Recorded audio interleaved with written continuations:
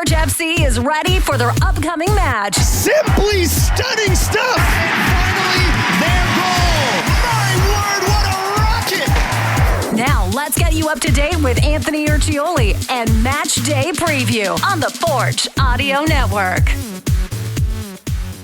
Hey, Forge fans, it's the Forge Audio Network. I'm Anthony Urciuoli. I feel like it's been a while since we've done a Match Day Preview. I feel that way because it's true.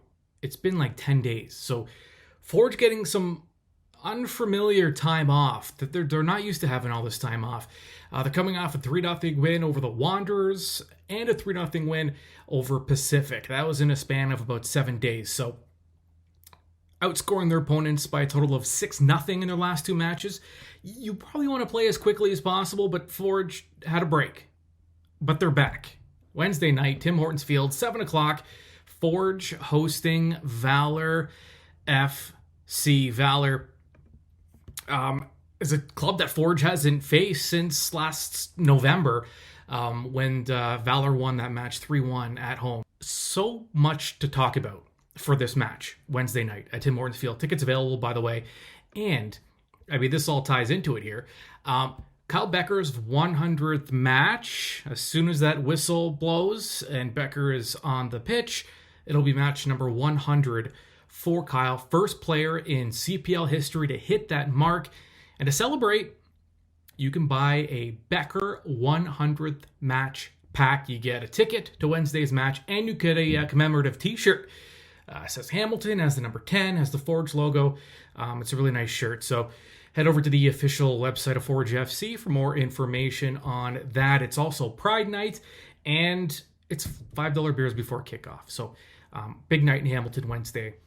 History for Kyle Bekker and for Forge FC and for the Canadian Premier League, and you can be there live. All right, let's take a look at this match, and let's take a look at Forge. Again, we've had some time off. Let's get refreshed on what's going on here. First of all, it was like Christmas. I got my hands on some advanced stats. You know how much I love stats. If you know how much I love stats, you can imagine how much I love advanced stats. That much more. So here are some of the interesting things I found. Now, it's been a dominant stretch for Forge over the last month or so. Since that CF Montreal loss, it's been a completely different team. The results have been off the charts. I'm going to read you some stats I found. So expected goals. Now, these are determined based on what kind of shot it is, where the shot's coming from, is it contested? There's an algorithm that determines whether the goal is expected in that particular scenario. This is what Forge is looking at. Expected goals this season in total, 18. Now, they played 9 matches, so they're expected to score 2 a match this season. Leads the league. Now, they actually have 21, so they're scoring above their expected goals. Expected goals against. Now, all this talk, especially early in the year with injuries, and, is Forge going to be able to keep the ball out of the net with at certain points, they had no natural center backs in the lineup. Expected goals against this season, 7.86. Less than 1 a game. So, if we go by the expected numbers, they're expected to win better than 2-1 every single match. Now, they've actually given up 12, so they're giving up more than they should, which means defensively, this club could be even better. And it makes sense, because there were some games, especially early in the year, where it didn't quite look like the Forge we were used to. How's this for advanced stats? This is maybe my favorite. We know how Forge like to play. We know the tempo they like to play in. We know that they love to possess the ball, and when they don't, they look to get it back as quickly as possible. Here's proof. The percentage of balls that they regain within 6 seconds of losing it. So they lose the ball, a player does for Forge. Within 6 seconds, they're able to get it back 45% of the time. That is far and away the best in the league. Almost half the time they lose the ball, they get it back. That's why this club is so difficult to play against, and why they've been creating all kinds of fits for their opponents. Now, we mentioned the banged up back line. Well, before we get there, actually, because this kind of ties in, let's start with the amount of time in between matches here. It can be tough for a team, especially when you're used to playing as often as Forge is, and when you're playing as well as they are. You want to play as much as possible, as soon as possible. And, they haven't been able to. They have no choice.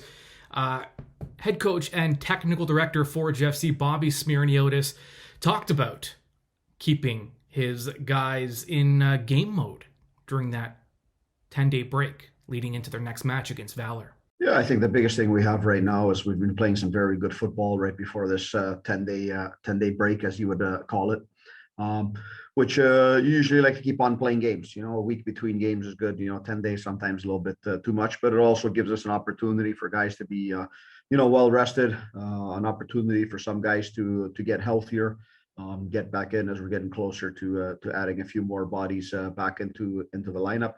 But you just keep it competitive in training. You know, that's the most important thing. A couple of days off, this week. A lot of competitive work in training and just an ability to reemphasize principles of play and making sure we're sharp, and maybe a few more days to analyze our opponent.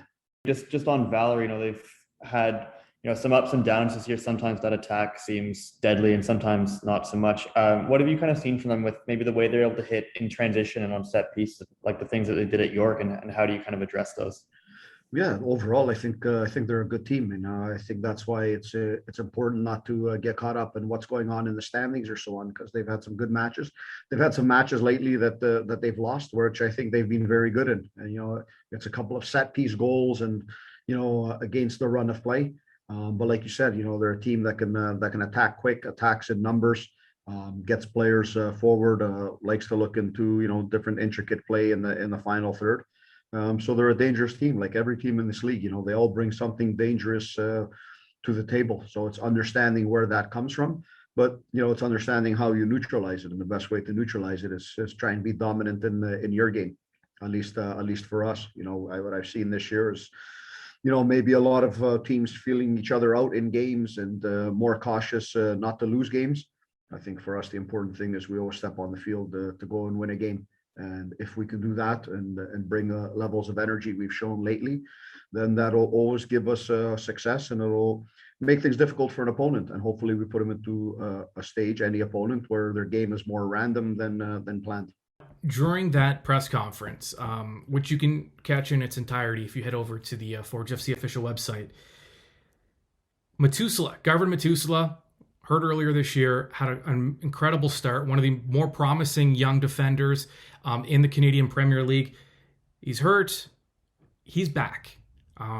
We don't know if he's starting, but he will at the very least be on the bench. There's a chance he may start as well against Valour. We can almost guarantee, unless something unforeseen happens, Matusala will get on the field at some point. What do you do? There are some tough decisions to make now. Malik, speaking of one of the better young defenders in the league, Malik had just absolutely exploded the second he stood on the field. So Malik's been impressive. Do you take him out in favor of Matusala? Alex Achinioti-Jonsson, natural midfielder, playing center back, doing a spectacular. They have not missed a beat with Achinioti-Jonsson, one of the more versatile players on the club. Does he come out of the lineup, or does he move back to the midfield for Matusala? And if he does move back into the midfield, talk about difficult decisions. You have Kyle Bekker, who, again, barring something unforeseen, will play in his 100th CPL match, or 100th match as a member of Forge FC. Is it Hojai Rapport, who's been so good box-to-box for Forge? Will it be Sissoko, who's been unbelievable box-to-box for Forge this season? One of the more consistent, if not the most consistent player on the club, game in, game out. What do you do? And you still have guys on the bench. You have Noah Jensen, who's earned a right. Who could probably start for any other team. But again, Forge with some difficult decisions, but good problems to have if you're head coach and technical director Bobby Smyrniotis. Speaking of Achinioti-Jonsson, he said it, you've heard it on the Forge Audio Network multiple times. He doesn't care. He's happy to play. Wherever he needs to contribute, he'll contribute. And here is Alex pre-match talking about some of those difficult decisions that his club is going to have to make. Yeah, sure. I'll play wherever they put me. It's been going well at center back. obviously I'm naturally a midfielder, so and I would still like to be called a midfielder, even though I'm playing at center back right now. But no, I think I've gotten more comfortable for each game. I'm getting more comfortable there. Still think my skill sets are probably ideally best for the midfield, but they work very well on the center back as well. And just one more for me, you've been playing with Kyle Bekker for 4 years now. If he plays tomorrow, he'll be the first guy to hit 100 games for a CPL club. What does he mean to this team, and what's it like, working with him every day? He means a lot with his professionalism, everything from when he comes in the morning and the work he does before practice, after practice, out in the field, and what he demands of his teammates. And I think as a captain of the team, it's important that he also shows the front foot of all this, right? So he doesn't slack and doesn't not care. He cares a lot about what everyone on the team does and make sure that everyone pulls their weight. All right, so we'll have to wait until Wednesday night to before we know what Bobby's plan is and who fits in where. Before we do anything else, we need to check in the on the table here, because we haven't talked about the standings yet. Forge has so many games to make up. They have 4 games to make up on Pacific. They have 2 to make up on Atletico and Calvary. Those 3 clubs are ahead of them right now on the table. Forge at 17 points. They are in 4th. Calvary in top spot with 23 points. So Forge is 6 games out of first with 2 games in hand. And we know week to week this league, we're talking about 6-point swings. So there's still a lot to be played. But Forge is well within striking distance. And they control their own destiny. Again, it's early. Everyone kind of controls their own destiny, but you know what I mean. When Forge plays the way they can play, they can be in complete control of where they finish. And if you're Forge or Calvary or anybody, you want to finish first. Home field throughout the postseason, a championship match potentially at home. If you finish first, you guarantee that if you make it that far. But first things first. Forge FC taking on Valour FC Wednesday night at Tim Hortons Field. Get your tickets. Get your 100th match for Kyle Bekker match pack. That includes a shirt. Also, I do want to remind you of something else. Next week, very exciting. July 6th, the Youth Soccer Skills Clinic is back with Forge FC. It's from 6:30 to 8:30 at night at Tim Hortons Field on July 6th. It is the Forge FC Soccer Skills Clinic, and it's for grade 6 to 8. So whether boy, girl, there's no gender exclusions there. Basically under 11s to under 14. So grade 6 to 8 is the range we're looking at here. You can enter gate 3 on Melrose Avenue at Tim Hortons Field. You're going to get coaches, players taking the kids through a series of drills, techniques, and learning proper skills and techniques as well. To reserve your spot, head over to the official website of Forge FC, go to the Youth Soccer Skills Clinic page, and register to reserve your spot. You're not going to want to miss that. And you're not going to want to miss Forge and Valour. Get your tickets now. I'll be there, and I hope to see you there.